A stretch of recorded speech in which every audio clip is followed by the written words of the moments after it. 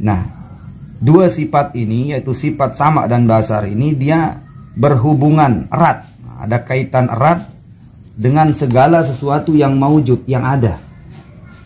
Dan dia itu inkisyaf. Inkisyaf itu artinya tidak ada penghalang, terbuka jelas. Nah, baik itu yang wajib maupun yang jaiz. Yang wajib artinya dengan sifat sama, yaitu Allah Maha mendengar, dan sifat basar, Allah Maha melihat. Allah itu mendengar zatnya sendiri dan juga melihat zatnya sendiri.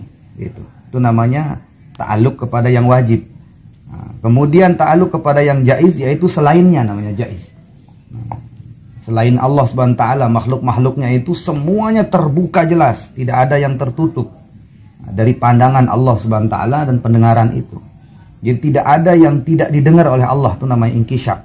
Tidak ada yang tidak dilihat oleh Allah, itu namanya inkisyaf. Jadi sifat daripada sama basar itu dia inkisyaf. Ya, dia inkisyaf. Terbuka jelas, tidak ada yang tidak mampu didengar dan tidak ada yang tidak mampu dilihat. Itu sifat sama basarnya Allah Subhanahu wa taala. Fas-sam'u wal basar yata'allaqani bi zatihi ta'ala wa sifatihi, ay anna zatahu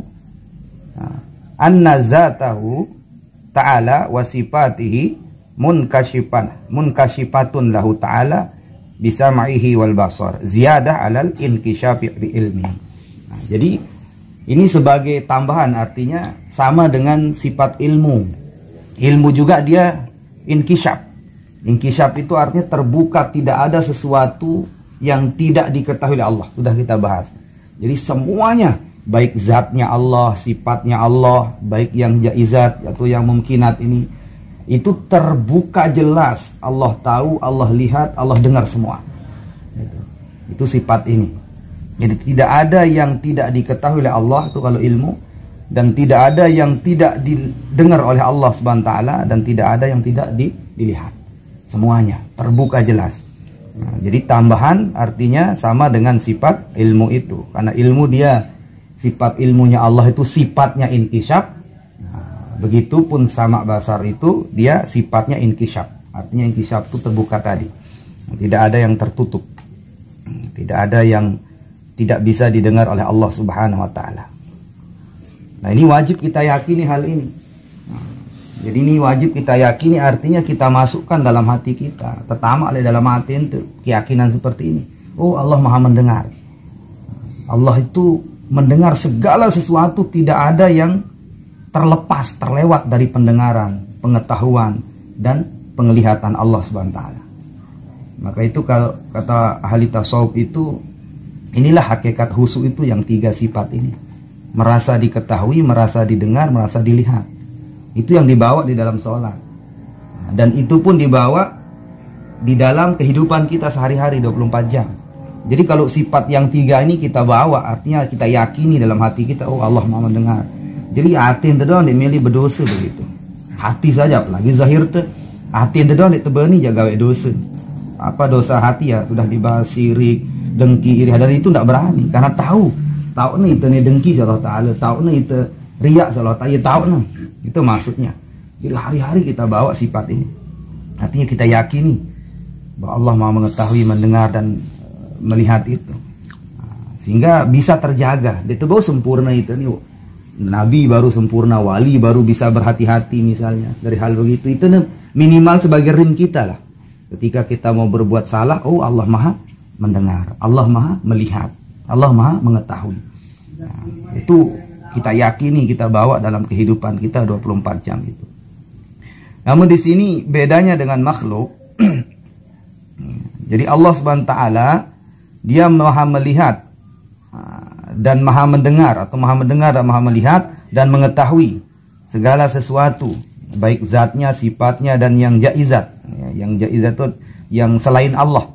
Contohnya wa Zaidun wa Amrun wal Haid yasma'ullahu ta'ala zawataha wa yabsuruha wa yasma'u sautan sahibus saut wa yubsaruhu ay as-saut. Jadi Allah Subhanahu wa taala contohnya bisa atau maha, maha mendengar daripada seperti Allah itu mendengar daripada ucapannya si Zaid atau si Ammar, atau Allah Ta'ala maha melihat daripada haid, tembok. Contoh-contoh saja nih, segala sesuatu itu Allah Subhanahu wa Ta'ala mendengar semua itu.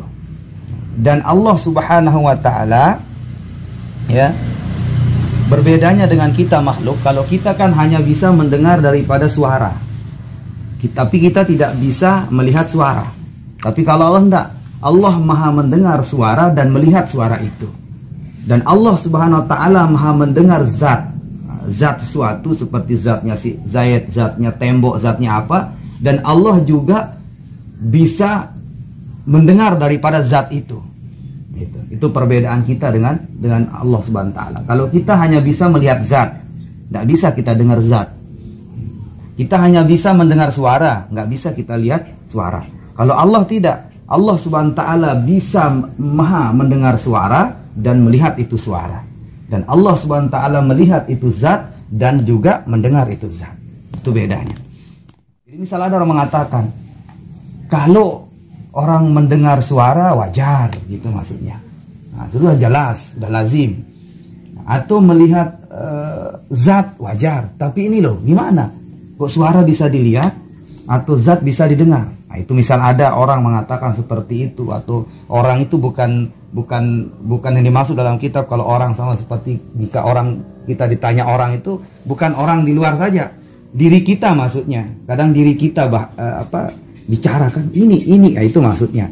Nah, jadi kalau kadang kita berpikir ini, menu ini, nah maka dikatakan di sini bahwasanya qulna, nah itu qulna kata pengarang kitab ini, yajibu alainal iman bi annahuma muta'allaqani bi kulli mawjud wa amma kaifiyah at-ta'alluq fahiya majhulah lana. Jadi kata pengarang kitab ini, wajib kita yakini itu. Wajib kita yakini bahwa Allah maha mendengar daripada suara dan Allah itu juga mampu melihat suara itu. Yang diwajibkan bagi kita adalah meyakini bahwa segala sesuatu didengar oleh Allah dan suara yang didengar itu pun dilihat oleh Allah Subhanahu wa Ta'ala. Nah itu yang dituntut bagi kita untuk meyakini itu, bahwa Allah Subhanahu wa Ta'ala maha mendengar dan maha melihat itu. Dan Allah Subhanahu wa Ta'ala, perbedaan dengan makhluk tadi, bahwa Allah Subhanahu wa Ta'ala mendengar dan melihat suara itu, sedangkan kita hanya bisa mendengar suara saja. Nah, masalah kaifiahnya, bagaimana cara Allah Subhanahu wa Ta'ala itu urusan Allah Subhanahu wa Ta'ala. Kita serah kepada Allah Subhanahu wa Ta'ala. Nah, sekarang kemudian dalilnya, wa dalilu ala sam'i wal basar. Dalil tentang Allah Subhanahu wa Ta'ala memiliki sifat maha mendengar dan maha melihat. Apa dalilnya? Qauluhu ta'ala. Sini Allah Subhanahu wa Ta'ala dalam kitab ini menggunakan naqli, ayat dipakai dalil.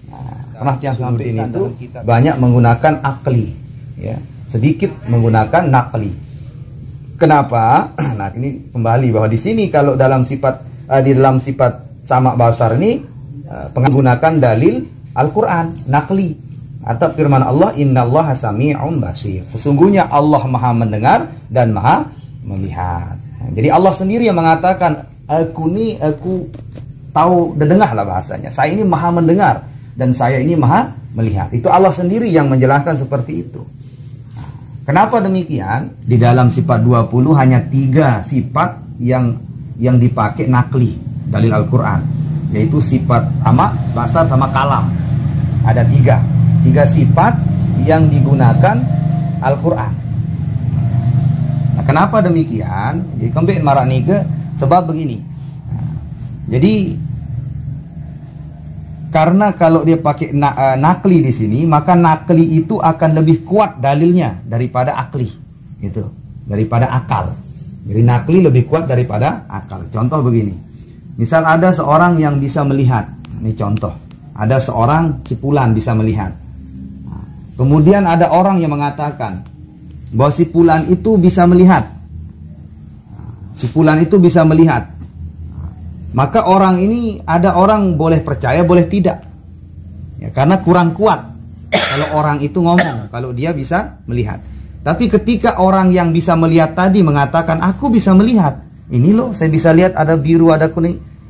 Mana lebih kuat? Lebih kuat orang itu sendiri yang mengatakan bahwa saya bisa melihat, ini buktinya. Daripada orang lain yang mengatakan orang itu bisa melihat. Itu. Maka di sini Allah sendiri mengatakan innallaha sami'un basir. Aku ini Allah, sesungguhnya Allah atau akulah. Dalam ayat ini, sesungguhnya Allah itu maha mendengar dan maha melihat. Ini kan firman Allah. Kalau ditafsirkan artinya saya Allah itu bisa mendengar dan bisa melihat. Itu maksudnya. Nah, sedangkan kalau sifat yang lain selain sama, basar, dan kalam itu pakai dalil akli. Nah, kenapa pakai dalil akli? Tidak ada dicantumkan nakli atau Al-Quran. Nah, contohnya begini. Ada orang bisa membuat sesuatu. Nah, misalnya orang ini bisa bikin motor. Dia bisa bikin motor. Lalu orang mengatakan, nih loh, si Fulan bisa bikin motor. Ini buktinya, motornya jadi. Nah, kemudian dia mengatakan, saya bisa bikin motor. Saya bisa bikin motor. Mana lebih kuat, bukti ada atau orang tuh ngomong? Pasti yang lebih kuat buktinya. Bukti kalau dia bisa bikin motor. Daripada dia mengatakan, saya bisa bikin motor tapi bukti tidak ada. Ketika bukti ada bahwa ini buktinya kalau si Fulan tuh bisa bikin motor. Nah, begitu contohnya. Nah, maka sifat kudroh contohnya. Dalam kitab ini ulama menggunakan dalil akli. Mana dalil aklinya? Alam ini buktinya Allah kuasa. Nah, sedangkan kalau sama basar kalam, ucapan lebih kuat daripada bukti. Nah, itu maksudnya. Jadi seperti tadi itu. Nah, orang yang bisa melihat, bisa mendengar dan bisa berbicara lebih kuat dia mengatakan saya bisa mendengar loh. Saya dengar antum ngomong. Saya bisa lihat antum dan saya bisa ngomong nih, saya tidak paku. Itu lebih kuat daripada orang lain mengatakan dia tidak bisu, dia tidak buta dan dia tidak kedok. Kan lebih kuat orang itu langsung.